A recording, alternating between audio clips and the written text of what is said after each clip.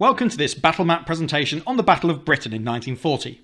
Rather than being a single day's fighting as some of the battles have been in this overview, this particular battle was more of an air campaign that lasted for several months from the 10th of July 1940 to the 31st of October 1940, or possibly some other dates depending on which historian you're looking at. What can be understood though that it came in several phases. The purpose of this is to look at the style of the fighting though, rather than the entire ebb and flow of the battle. However, what should be understood is this. As in World War I, a strong defence could stop a strong attack to produce a stalemate. In World War I, this was the case with trench warfare, with all the barbed wire, heavy artillery and machine guns that made it so difficult to attack a line of trenches. In the Battle of Britain though, it was different. This was the first air campaign ever. And then what I mean by that is it's the first battle that was purely fought and decided by air fighting, with aircraft versus aircraft and also, of course, ground forces shooting back at them. But there was also the position in 1940 that the Battle of Britain effectively led to a stalemate. Although the RAF ended up winning this engagement, it was also more the case that the Luftwaffe or German Air Force was simply unable to defeat them. But that was crucial. It was survival in the Battle of Britain that led to Britain and its empire being able to fight on, because without that there was a very real possibility that Britain could have been invaded. So as I record this in 2020, it is the 80th anniversary of the Battle of Britain, so what better time to look at the events of this battle and to look at how it was fought. Firstly, a bit of context.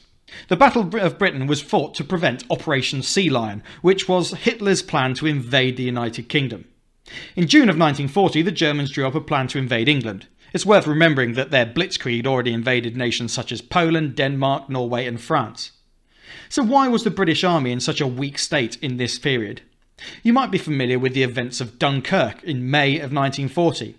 Here, the British Army had to be evacuated from France as the Germans invaded, and the British Army only just got back across the Channel. The trouble is they'd left most of their equipment behind.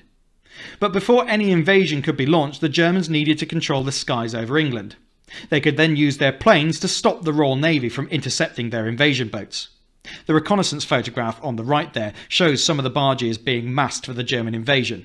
Mercifully for the United Kingdom, these were never used. So a couple of other questions for you. What was the German plan and how could the British stop them? If you're using this as a lesson, it's a good point to pause your video now and complete those questions. If not, we'll crack on. Let's consider some of the equipment used by each side in the Battle of Britain. As an air battle, the fights would be between aircraft, fighter aircraft and bomber aircraft. In this instance, we're going to concentrate on the fighters. The RAF fighters were tasked with taking down the German bombers, and the German fighters were tasked with protecting them, so comparing these gives us an idea of some of the balance of forces. Firstly, two of the most famous fighters of the engagement. Firstly, the German Messerschmitt Bf 109E. Its strengths were that it was fast, well-armed, manoeuvrable and excellent in a dive. Though it did have some shortcomings. It had a very short range, which means it cannot fly far. It was also quite difficult to fly, especially to land. Its top speed was over 350 miles an hour, and its armament typically consisted of two 20mm cannon and two 7.92mm machine guns. A bit of explanation here then. The Messerschmitt benefited from a fuel-injected engine, which meant that when it nosed over into a dive, its engine did not cough and splutter and cut out as some other engines of the period did. This made it a very good fighter plane for getting away from enemies if they got onto your tail. However, the cockpit was cramped and difficult to see out of. But if it did get onto the tail of a British fighter plane and its shots found their mark, it was usually devastating. The 20mm cannon included explosive rounds which would explode and blow apart bits of the other aircraft. So this was a formidable fighter, and the equal really of our next and most famous one. You might even recognise it yourself. This is the Supermarine Spitfire. Its strengths were that it was fast, it was very manoeuvrable, and it was even easy and enjoyable to fly, even still if it was a little bit tricky to land still. Pilots absolutely adored the Spitfire and really trusted it. It did have one significant disadvantage though, and that is that its engine cut out in a dive. Fuel could be starved from the engine, so they would have to roll onto their backs first before pulling through into the dive. The lost time in doing this could even be fatal. Its top speed was 365 miles per hour, so even faster than the Messerschmitt at certain heights, and its armament was 8.303-inch machine guns. Although these were very fast firing, they were spread along the wings, and so it was difficult sometimes for the Spitfire to land a deadly hit with such small guns. Nevertheless, the Spitfire became an icon of the Battle of Britain and the Second World War in general. Next up, we've got two of the unsung fighting heroes of the Battle of Britain. First, the British Hawker Hurricane. This was the most numerous fighter in the British Isles, and in fact it shot down more aircraft than any other causes combined. So Hurricane shot down more German planes than anti-aircraft guns, Spitfires and all other forms of air defence. It was stable to shoot from, and so it made it a good gunnery platform, very strong and very manoeuvrable, and it could outturn the Messerschmitt 109. However, its weaknesses were that it was relatively slow because of its thick wing, and its engine could cut out in a dive. That's right, it had exactly the same engine as the Spitfire, the Rolls-Royce Merlin, an excellent and powerful engine, but it did have that one crucial disadvantage. Its top speed was 324 miles per hour. It was also armed with 8 303-inch machine guns, but these were grouped more closely in the wings, which made their punch a little bit more effective.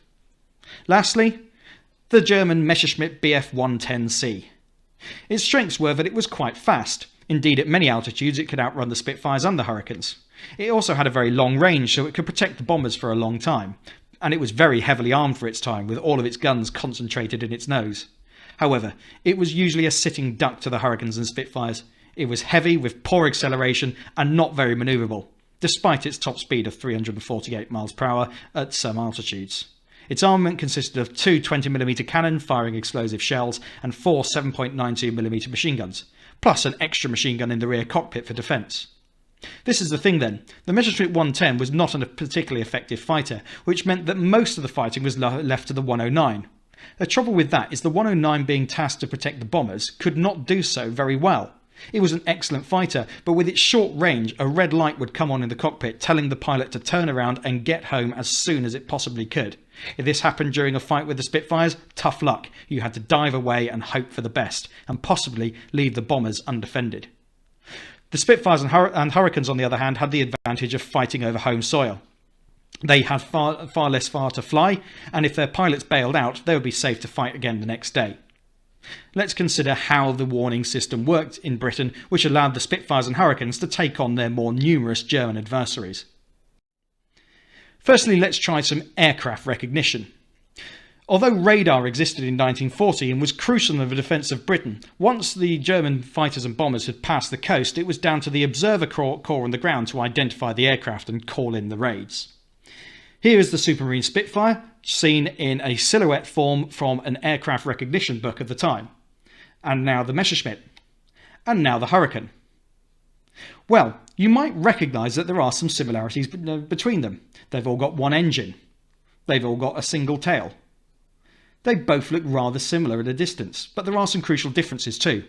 The Spitfire has more rounded and pointed wingtips. Then you can see the Messerschmitt 109 has very squared and angular features, whereas the Hurricane sort of combines the two.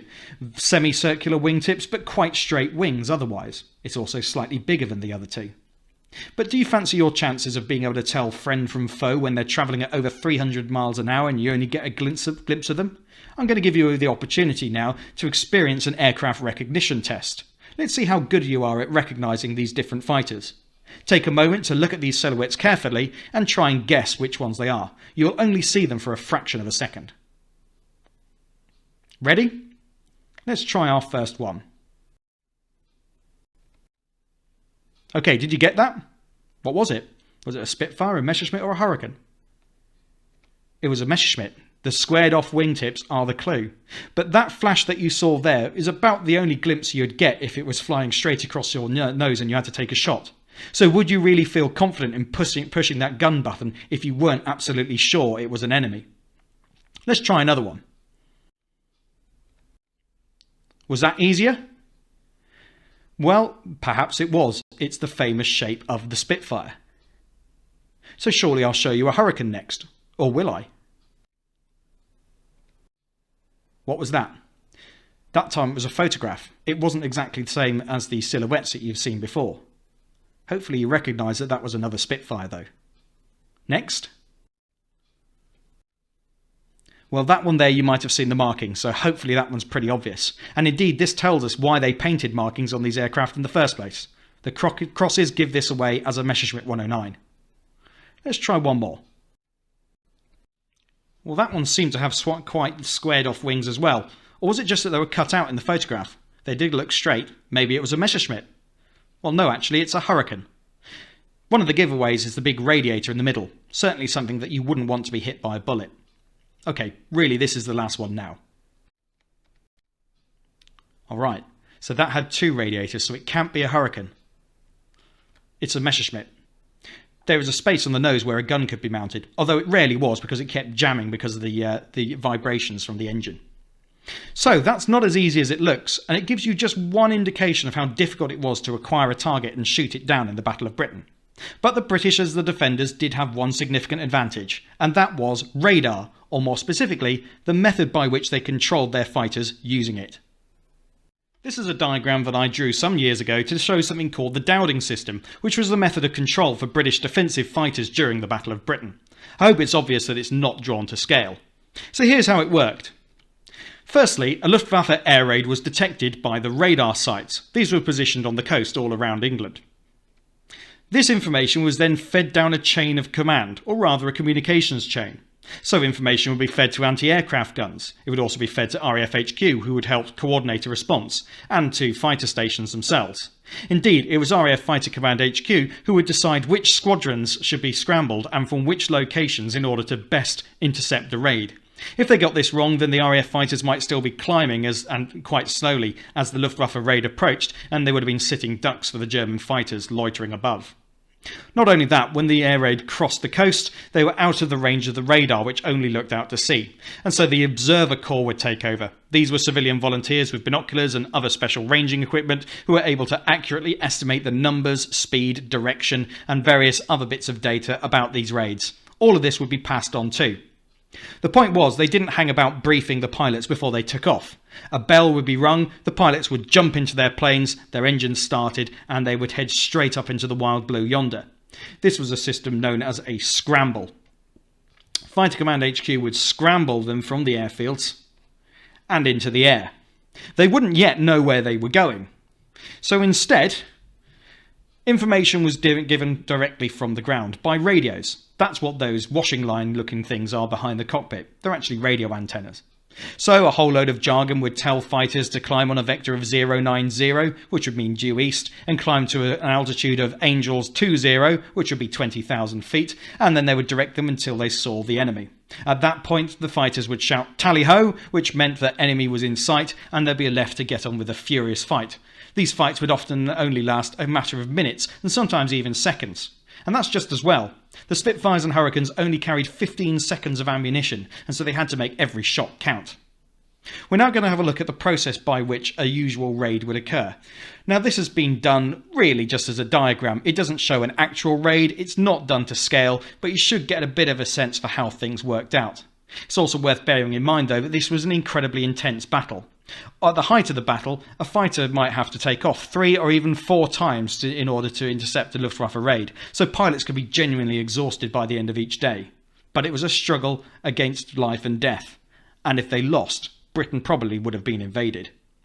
One further note, the Doweling system is so effective that actually it's no slower than the system we have in place today. Planes are faster, radars see further, but effectively this process is done in an electronic way in a very similar way with equal effect. So well done, Sir Hugh Caswell Tremonier Dowding, who came up with this system and commanded Fighter Command in the RAF during this time. So let's have a look at this aerial photograph of southeast England. I think actually more realistically this is a satellite photograph. Notice first of all that England is divided up into different sectors. There's 11 Group in the southeast, which would bear the brunt of the fighting. 12 Group is more towards the Midlands, but could back up 11 Group if needed, given that these aircraft could fly south if they needed to, particularly to defend London. And 10 Group was in the West Country. 10 Group did play an important part in some of the later raids, but was less important than 11 Group. 13 Group protected the north. Here's the chain home radar stations. It gives the approximate range of the radar. However, chain home could only detect aircraft at high altitude, so any raiders that were sneaking in at low altitude would need to be detected by the lower ranged chain home low radar stations. So let's see if there's a German raid incoming.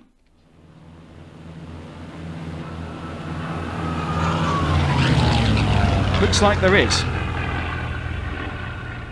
So, German bombers would typically be escorted by fighters. Here we can see German Messerschmitt 109 fighters escorting Heinkel HE-111 bombers.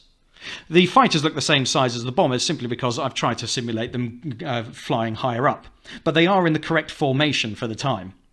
This was a flexible formation called the Schwarm, or Swarm, which was very effective at splitting in two and confusing enemies. So this raid has been detected, a fighter squadron has been scrambled. I've used Spitfires just for the sake of it.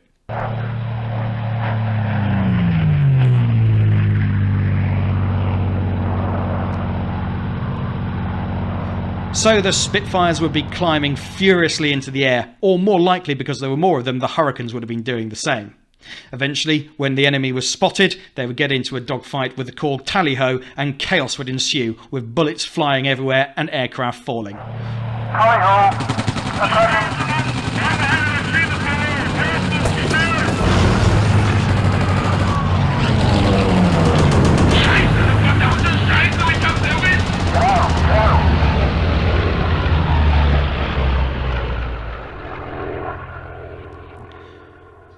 So it would have been a confusing mass of whirling aircraft, closing speeds in excess of 600 miles an hour, and people desperately and frantically calling on the radios. However, the Messerschmitts with their notoriously short range would often have to leave the bombers unprotected for at least part of their mission.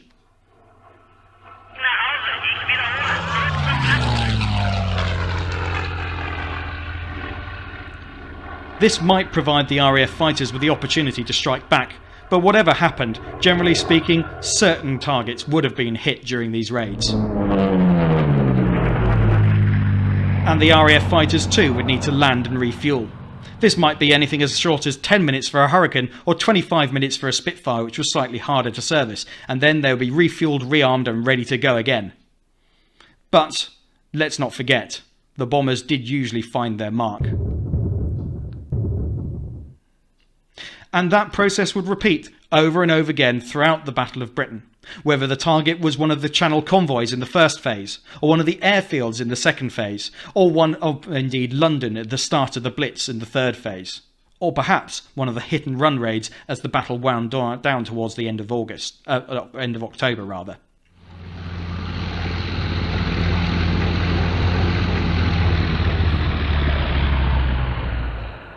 So it was on these terms that the fate of the United Kingdom, its empire, and arguably the rest of the world depended.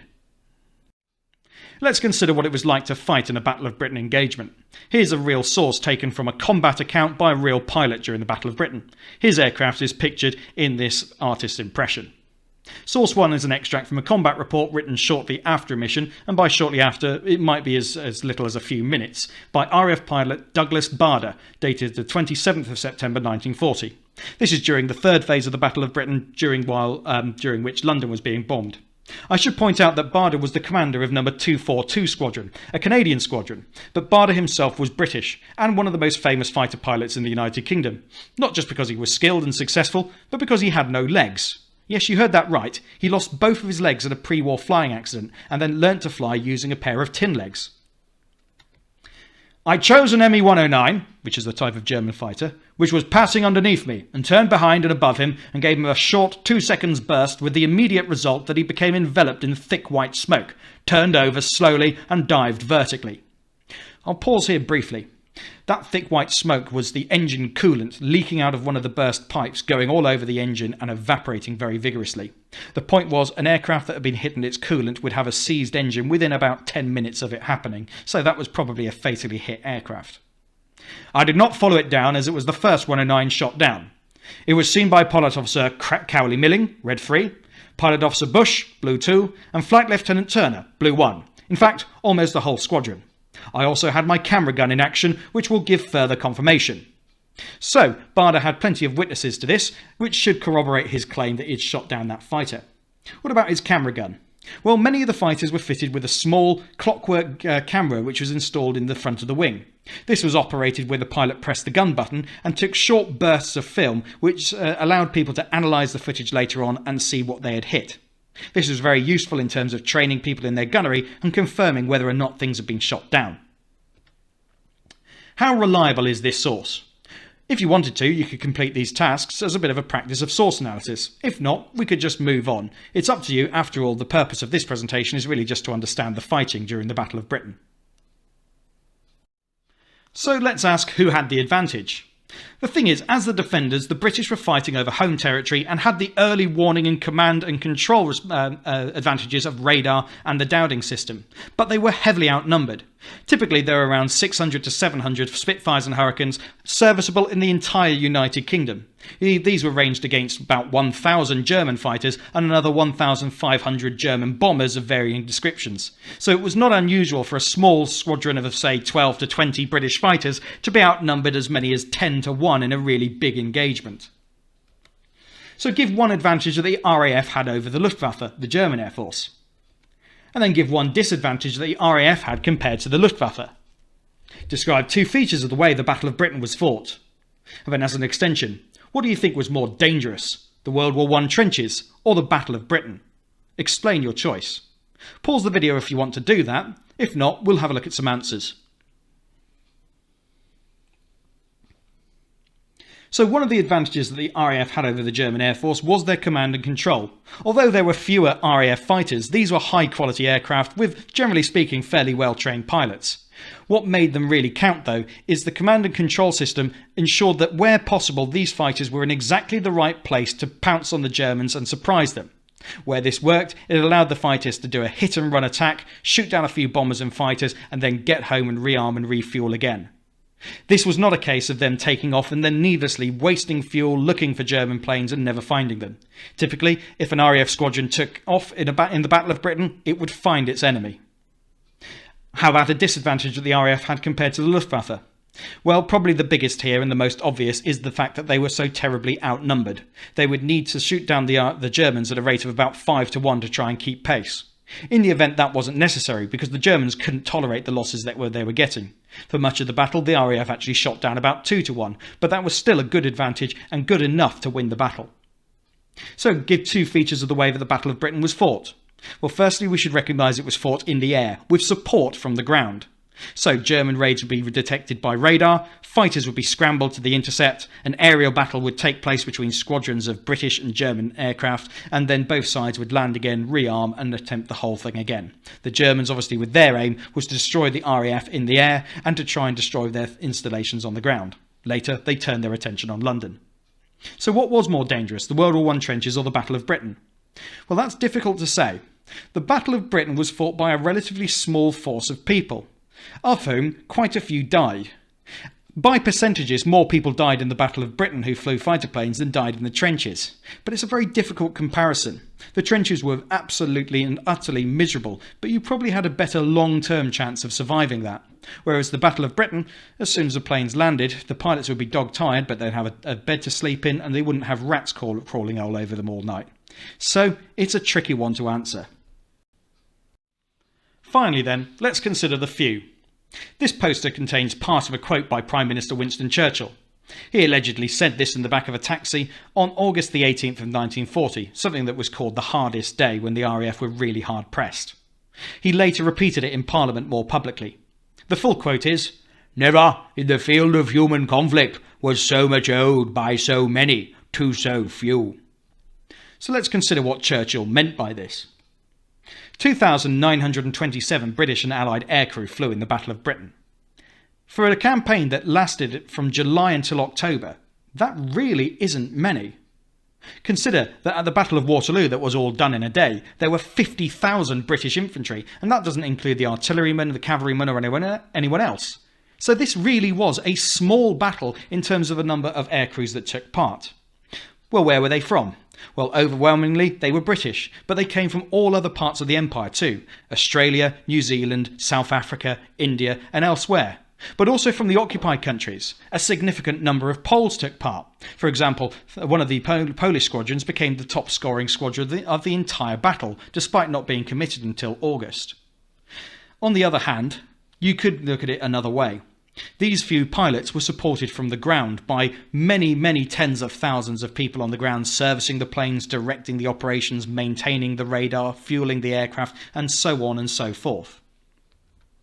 It has been argued that these few pilots, though, stopped the Nazi invasion and stopped the evil of the Nazis winning the war. So our final question then is this. What do you think Churchill meant when he said never in the field of human conflict was so much owed by so many to so few? Well, I'll give my view on it for what it's worth. This is a remarkably small number of people to win an absolutely pivotal battle. But what Churchill's really talking about here is that these few brave Allied airmen managed to turn back the tide of Nazism and prevent Britain from losing the war. Ultimately, that would result in the war continuing, people like the United States joining the war and the Soviet Union, and the eventual destruction of Nazi Germany. And that, of course, was a good thing for the entire world, including, as it turns out, the Germans themselves. So really, perhaps I agree, and maybe you do too, that in the Battle of Britain, never was so much owed to so many, by so many to so few. And on that note, we'll conclude this battle map presentation. I hope it's been useful to you. Thanks very much for watching, and I'll say goodbye.